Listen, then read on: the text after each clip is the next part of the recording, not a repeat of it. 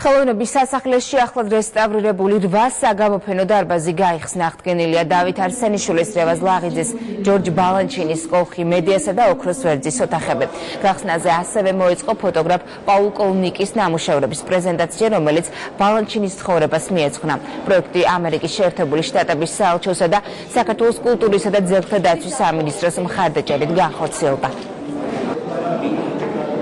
ეს ჩვენთვის არის ძალიან მნიშვნელოვანი დღე, იმიტომ რომ ჩვენ ამ დღეს ველოდით თვითონ სასახლეელო და საუკუნე ჩვენ 5 წელიწადი ამერიკის შეერთებული შტატების საელჩოს დახმარებით მოხერხდა და 8 საგამოფენო დარბაზი გავხსენით. ნებისმიერ დამთვალიერებელს ხვალ და შეუძლია მოვიდეს და ეზიაროს ნამდვილ ქართულ ხელოვნებას, თეატრალურს, მუსიკალურს, ქორეოგრაფიულს და ჩვენ ვიწყებთ ახალ საქმებს. ეს არის საგანმანათლებლო პროგრამები, ეს არის მუზეუმის კიდევ უფრო განვითარება და მისი კოლექციების კიდევ უფრო შევსება.